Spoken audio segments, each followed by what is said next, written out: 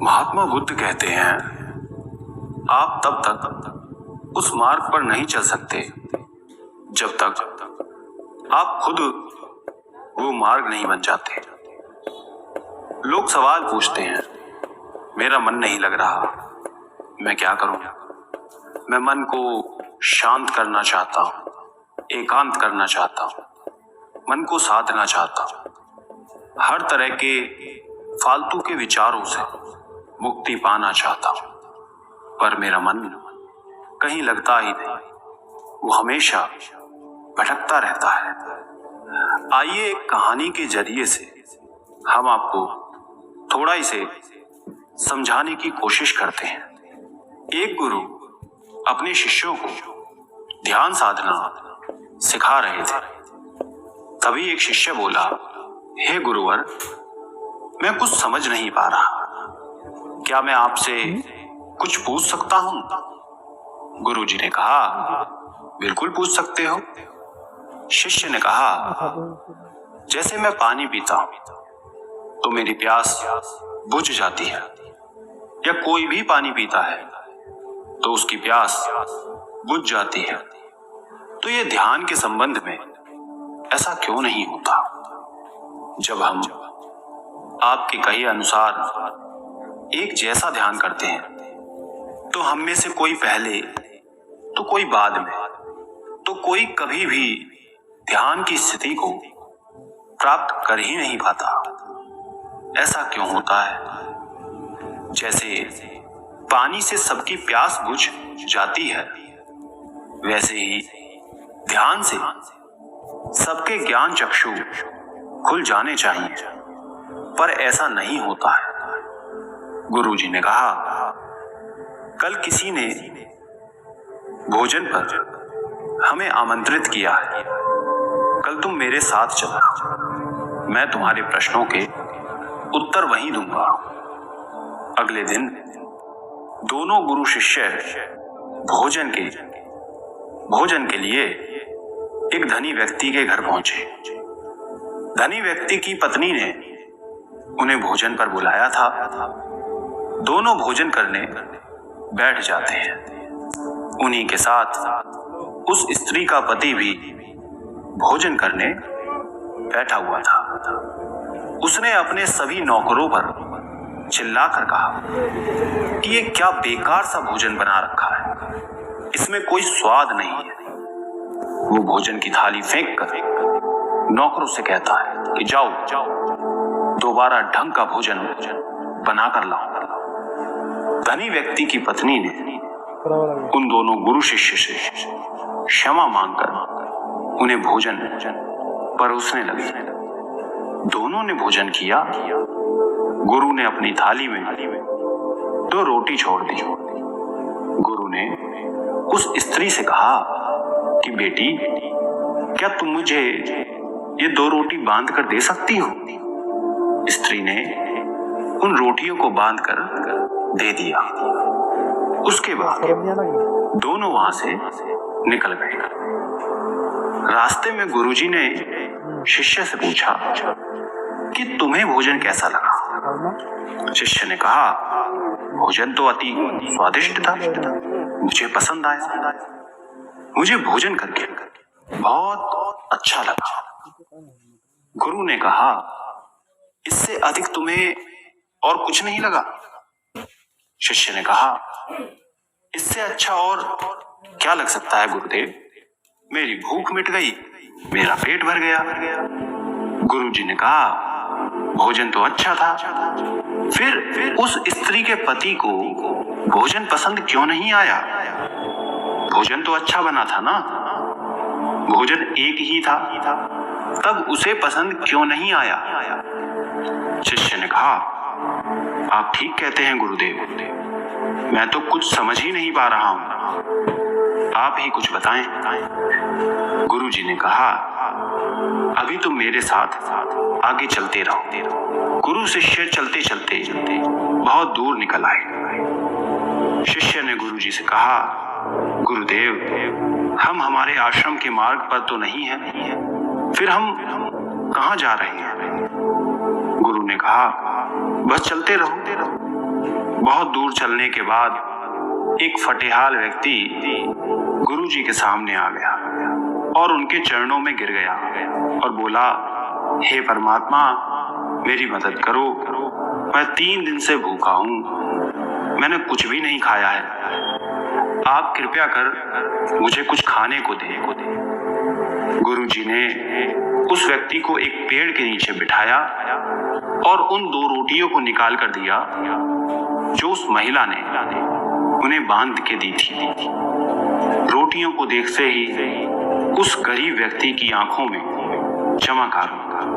उसने तुरंत उन 2 रोटियों को लेकर खा लिया। खाते समय उस व्यक्ति की आंखों से आंसू निकल रहे थे।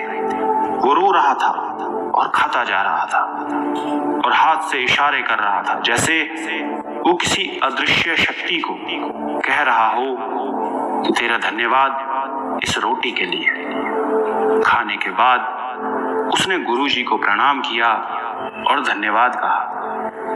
गुरुजी ने उस व्यक्ति से पूछा कि भोजन का स्वाद कैसा था। उसने कहा, स्वाद तो कहीं था ही नहीं, केवल जीवन था परमात्मा और ईश्वर था। ये रोटियां नहीं थी, ये तो साक्षात जीवन था। ये कहकर वो व्यक्ति वहां से चला गया। गुरु ने शिष्य से कहा, देखो, भोजन वही था, लेकिन एक व्यक्ति को उसमें स्वाद नहीं आता। तुम्हें उसमें स्वाद आया, तुम्हें भोजन पसंद आता है, लेकिन वहीं एक व्यक्ति को इस भोजन में स्वाद नहीं आता, बल्कि वो इसमें ईश्वर, परमेश्वर और जीवन को देख लेता है। इसी से पता चलता है कि व्यक्ति और भोजन की तृप्ति में भी अंतर है। पहले व्यक्ति की इसमें कोई तृप्ति नहीं होती, तुम्हें थोड़ी तृप्ति होती है, और इस व्यक्ति को अनंत तृप्ति होती है। ऐसा ही ध्यान के संबंध में होता है। जिसको जितनी ज्यादा प्यास होती है, वो उतनी ही जल्दी मार्ग बना लेता है। उस शिष्य की जिज्ञासा का समाधान हो गया था, उसके प्रश्नों का उत्तर उसे मिल गया था, लेकिन प्रश्न का उत्तर अभी हमारे नहीं मिला। प्रश्न था, मन क्यों नहीं लगता? दोस्तों, जो लग जाए वो मन नहीं है। मन का स्वभाव ही है भागना। जब हमारे पास कोई चीज अत्यधिक होती है, तब मन उससे भागने लगता है। जैसे उस धनी व्यक्ति का मन जो उस भोजन से भाग रहा था, जो उसके लिए आम बात थी। लेकिन जब कोई चीज हमारे पास सीमित मात्रा में होती है और हमें मिल भी जाती है, तब हमारा मन उससे जुड़ा भी रहता है और हम उस चीज की थोड़ी बहुत अहमियत भी रखते हैं। जैसे उस शिष्य का मन जो उस भोजन से थोड़ा बहुत जुड़ा हुआ था, तो उसने उस भोजन के स्वाद को भी जाना। लेकिन जब हमें कोई चीज चाहिए होती है और वो हमारे पास नहीं होती, तो पहले हमारा मन उस चीज के लिए बहुत ललाहित रहता है। वो हर हाल में उसे पा लेना चाहता है। लेकिन जब कोई चीज प्राणों से जुड़ी हो, जैसे कि वो 2 रोटी, और जब बात प्राणों पर आ जाए, तब मन गायब हो जाता है। तब आप स्वाद नहीं देखते, भोजन का प्रकार नहीं देखते, तब आपको सिर्फ भोजन चाहिए होता है। तब आप एकाग्र हो जाते हैं भोजन के लिए। जो मिले उसी में आप आनंद आ जाता है। स्वाद हो या ना हो, आपके प्राण अंदर तक उसे स्वीकार कर लेते हैं। और ये तब होता है जब मन नहीं होता।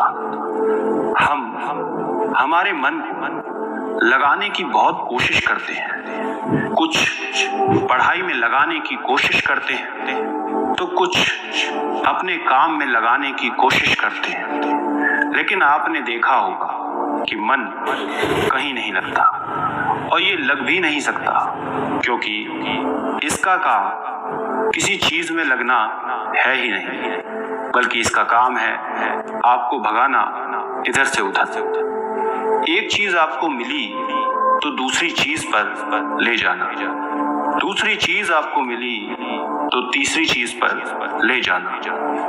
मन संतुष्टि को नहीं जानता, वो केवल पाना जानता है, पाने के बाद भूल जाना जानता है। जो मिल गया उसे छोड़ देने की आदत होती है, जो छूट गया उसे फिर से पा लेने की आदत मन की होती है।